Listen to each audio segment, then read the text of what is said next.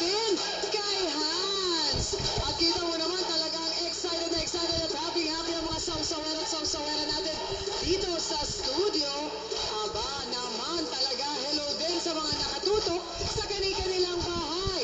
At ito na ang duo na laging tutok na tutok sa ating mga bisita, ang ating duo Mascolados na sina B1 at B2. At hindi makukumpleto ang ating pag-ayos sa mga issues sa araw-araw kung wala po sina Attorney Ben Acosta, Dr. Camille Garcia, Father Sunny Merida. Sila po ang pinakamamahal nating trio. At ito na ang ating issues. Aba, si Ate sinugod at iniskandalo dahil ang kapatid ay may ginawang milagro. Nung pumunta yung kapatid ng babae, hindi ko naman alam na kapatid ko pala ang inaano niya. Siyempre, nagalit po siya sa akin kasi napak niya. Naman, iskandalo agad, hindi ba pwedeng mag-usap lang muna?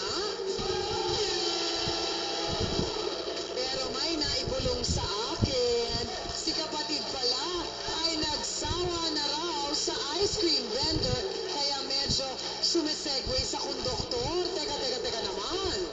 Tama ba yung kapatid niya, sumama sa bayaw ko habang siya nag-alaga ng pamangkin niya. Tapos sasabihin niya, hindi niya alam kung anong ginagawa ng kapatid niya. Pareho lang po yan, impacta.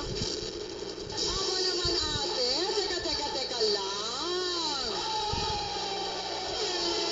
Kaya naman, Luzon, Visayas at Mindanao, buong Pilipinas, sa lahat ng mga Pilipino sa buong mundong laging nakatutok sa atin. Eto na yon. Let's make it a go-on, face to face now. Thank you, B1. Dahil daw sa kanyang pagiging konsentidora, sinugod at iniskandalo siya ng kanyang kapitbahay.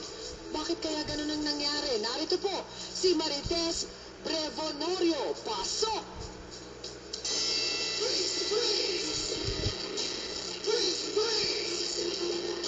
Ay, Ate Marites, sino pong nanugod sa inyo at anong problema? Si Josephine po, Si Josephine, sino naman yon? yung kapitbahay namin. So bakit ka sinugod? Kasi hinahanap niya si Dayan, Sino si Dayan? yung kapatid ko po. Kapatid mo. So bakit siya galit sa'yo? Kasi nga daw, kinukonsinti ko si Dayan. Hindi ko naman alam yung ginagawa ni Dayan. Ano ba ang ginawa naman ng Dayan? Eh, sumama dun sa kanyang kanyang... May kalukadida. Hmm, Sino ang kalaguyo ng kapatid mo? yung aking kumpare. Ay, teka.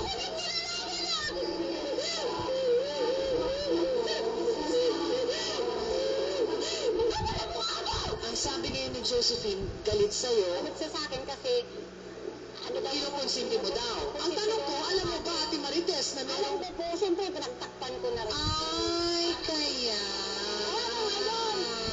Bakit? So, teka, ang tanong ko, yung kapatid mong si Diana, may asawa ba? Opo, Kasal? hindi po. May kinakasama. Alam Alam ko, mo Marites, sino ba ang kinakasama nung kumpare mo? Yung kapatid po ni Joseph, Anong pangalan? si Marian. Si Marian. So, nasan si Marian nung nangyayari ang kaguluhan na yun? Kasama ba si Ginto? Hindi ko po alam na, siguro nasa bahay nila. Oo. Hindi man kami, malayo man po kami ng bahay. So, ang tanong ko, itong pagkikipagrelasyon na ito ni Dayan kay kumpare, matagal mo nang alam. Matagal na po. Kinukonsinti mo. Mahal ko yan eh. Kung baka kinukulangan sa asawa niya, Ay, hindi ho po pwedeng ganun, Ate Marites, na kung kinukulangan sa asawa, maghahanap ka ng iba. Ano yun? yun ang sabi niya sa akin. Eh, Kinukulangan siya sa anong aspeto? yung kulang siguro sa financial, Kulang sa tulong sa pinansyal. kasi vendor ice cream lang po. Kasi ice cream vendor. O bakit malaki naman din ang kinikita na? Maliit lang po. 40. Minsan kasi pagka medyo ang dinaanan mong kalsada, walang masyadong batang bumili, mahina ang benta.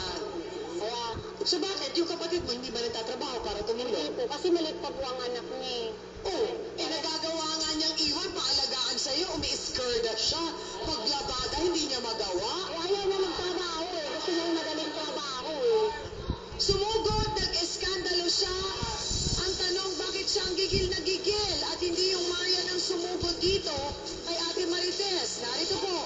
Josephine Reyes. Pasok!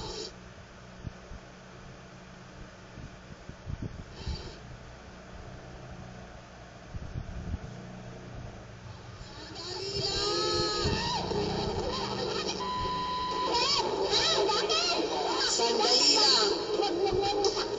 Konsentidora ka, balak subas-sugas! Tampas mo, kuyaw ka yan! Sa totoo, Josephine, na sinugod mo si Marites. Totoong sinugod mo siya. Yung pangingitim na yun sa may bandang kanang mata niya, ikaw ang may gawa. Kulang pa po yan, ma'am.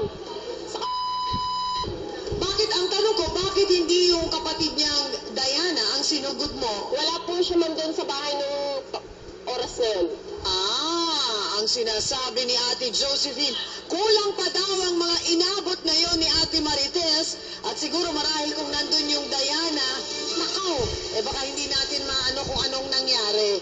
Magbabalik po ang face to face.